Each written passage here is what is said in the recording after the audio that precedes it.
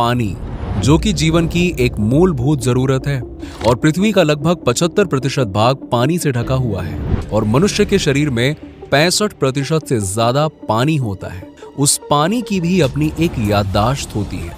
जी हाँ, आपने बिल्कुल सही सुना, पानी की याददाश्त होती है तथा वो अपने साथ इसे स्टोर करके भी रखता है। आपके विचारों में इतनी ताकत होती है कि जिसे आप सोच भी नहीं सकते। और आज के इस वीडियो में आप जानेंगे कि कैसे आपके विचारों का इफेक्ट हमारे साथ साथ हमारे आसपास के एनवायरनमेंट के ऊपर पड़ता है। आपको जानकर हैरानी होगी कि आपके विचार, आपके बिहेवियर मात्र से पानी भी अपना बर्ताव बदल देता है। इस तथ्य को पहली बार एक फ्रेंच इम्यूनोलॉजिस्ट डॉक्टर जैकेस बेनविस्ते ने 1988 में दुनिया के सामने रखा था। बाद में जापान के डॉक्टर इमोतो ने इस पर बहुत काम किया और अद्भुत जानकारी हमें दी, जिसके बारे में आज हम इस वीडियो में आपको बताने वाले हैं। बहुत से प्रयोग किए गए जो डॉक्टर बेनविस्ते के इस थियरी को प्रमाणित करते हैं। इसमें कहा गया कि जब भी पानी किसी भी वस्तु के संपर्क में आता है तो पानी उस वस्तु से संबंधित जानकारी अपने में समेट लेता है और उसे स्टोर भी कर लेता है। पानी की ये याददाश्त वैज्ञानिकों को भी हैरान करती थी और बाकी अन्य सभी प्रयोग भी इसी बात से शुरू हुए और कुछ ज्यादा लाभदायक और रोचक तथ्यों तक पहुंच गए। ये भी पता लगाया गया कि पानी न सिर्फ आसपास की चीजों को याद रखता है, बल्कि ये तो इंटेंशन या फिर इरादों या फिर यूं कहिए कि विचारों को भी समझता है और फिर अपने आप में इंटेंशन के हिसाब से बदलाव भी लाता है। ये पाया गया कि अगर पानी को किसी भी तरह के इंटेंशन दिए जाएं, तो इसके क्रिस्टल्स की भौतिक संरचना में बदलाव आते हैं। जी हाँ, आपने बिल्कुल सही सुना, सिर्फ सोचने भर से। और ये बदलाव अलग अलग प्रकार के इंटेंशन के लिए बिल्कुल अलग अलग होते हैं। डॉक्टर इमोतो लोगों को कहते थे कि सब चीज वाइब्रेशन यानी कि तरंग है।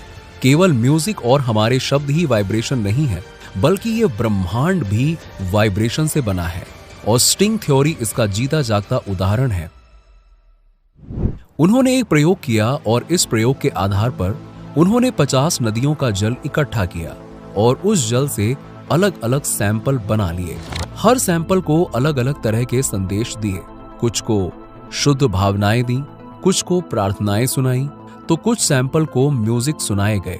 पानी के कुछ सैंपल्स को कोसा भी गया और गालियां भी दी गई। बाद में इन सैंपल्स को -4 डिग्री पर जमा दिया गया और इसके बाद जो रिजल्ट आया वो सचमुच अद्भुत था। जिन नदियों के स्रोत से सैंपल को इकट्ठा किया गया था, उनके भी अपने अलग अलग क्रिस्टल्स यानी कि पैटर्न थे। जैसे कि झरनों का पैटर्न कुछ अलग था, नदियों का पैटर्न कुछ अलग था, जो आप यहाँ देख सकते हैं। जब पानी को नफरत और प्रेम के संदेश दिए गए तो उनके पैटर्न पूरी तरह से बदल गए। ये क्रिस्टल थैंक यू शब्द से प्रभावित है और ये अगला क्रिस्टल यू फूल शब्द से प्रभावित है। ठीक वैसे ही ये crystal I can do it शब्द से प्रभावित है और ये I can not do it शब्द से प्रभावित है। यहाँ हम साफ देख सकते हैं कि नेगेटिव शब्दों के प्रभाव से क्रिस्टल विकृत हो जाते हैं, यानी कि पैटर्न नहीं बना पाते और अपना ब्राइट कलर भी खो देते हैं। और वहीं पॉजिटिव शब्दों के प्रभाव से क्रिस्टल एक अट्रैक्टिव पैटर्न बनाते हैं। हर दिन बोले जाने वाला सादा शब्द भी क्रिस्टल पर अपनी छाप छोड़ देता है। अगर हमारे शब्दों का दूर रखे पानी पर यह असर पड़ रहा है तो सोचिए हमारे शरीर और हमारे मेंटल स्टेट पर इसका कितना गहरा असर पड़ता होगा। Aerospace institute of university Germany ने इस रिसर्च में एक और इंटरेस्टिंग बात को साबित किया। ये बात है पानी की मेमोरी के बारे में। इस विश्वविद्यालय की एक खोज में यह साबित किया गया कि पानी न सिर्फ विचारों से प्रभावित होता है, बल्कि ये आसपास की जानकारी को भी एकत्रित करता है। इस बात को साबित करने के लिए वैज्ञानिकों ने एक ही तरह से पानी के अलग अलग सैंपल्स में विभिन्न प्रकार के फूलों को डुबोया और फिर पानी के भौतिक संरचना को जांचा और पाया गया कि पानी की संरचना बिल्कुल फूलों की आकृति से मिलती जुलती हो जाती है। यहाँ तक कि इस नई संरचना को देखकर ये साफ साफ बताया जा सकता है कि इस पानी में कौन सा फूल डुबोया गया था। ये तो था एक एक्सपेरिमेंट जिसको वैज्ञानिक रूप से किया गया, जिसे माइक्रोस्कोपिक लेवल पर भी चेक किया गया। लेकिन क्या आप जानते हैं कि इस विधि का इस्तेमाल दुनिया की सारी सभ्यताएं करती थीं और आज भी इसे कर रही हैं। भारत में हजारों सालों से जल को अभिमंत्रित किया जा रहा है। आपने टीवी सीरियल्स में देखा होगा कि एक साधु ने अपने कमंडल से जल निकाला और कुछ कहकर दूसरे पर फेंक दिया और उस जल के प्रभाव से उस साधु द्वारा कही गई बात सही हो जाती थी। हमारे प्राचीन ग्रंथों में भी ये देखने को मिलता है। तो उस समय वो लोग जल की शक्ति को पहचानते थे। लेकिन ऐसा नहीं है कि पानी का महत्व केवल हिंदू धर्म में ही है, बल्कि अन्य धर्मों में भी इसका उतना ही प्रभाव है।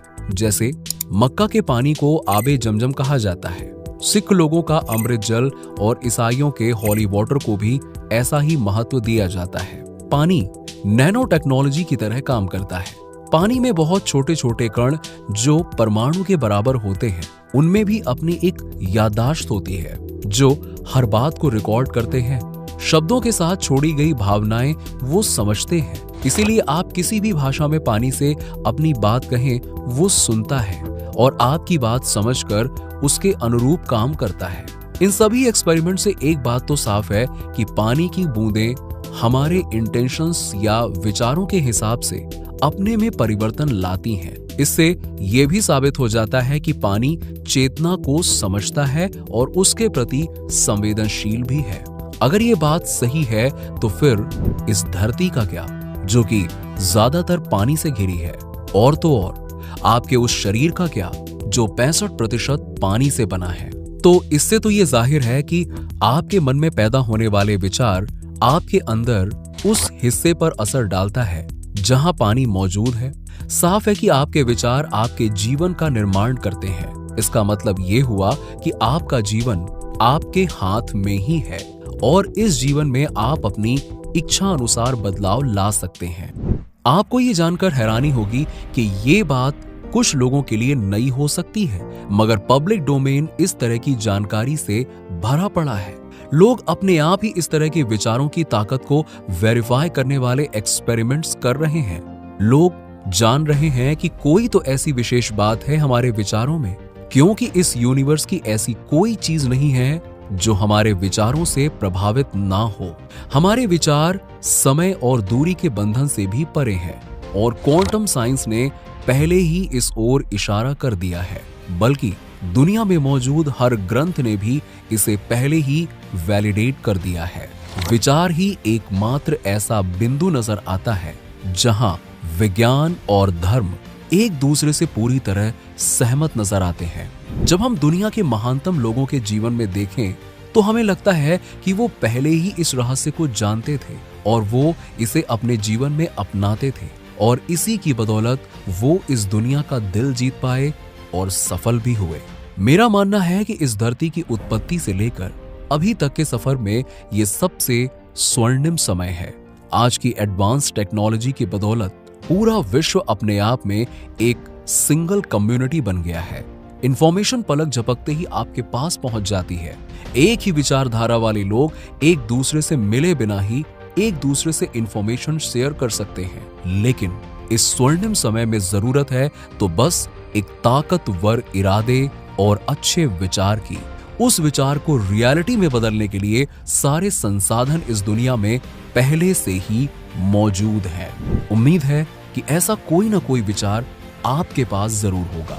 इस विचार को अगर अटूट इरादे की मजबूती दें और छोटे से छोटे कदम उठाकर शुरुआत करें, आप जरूर सफल होंगे।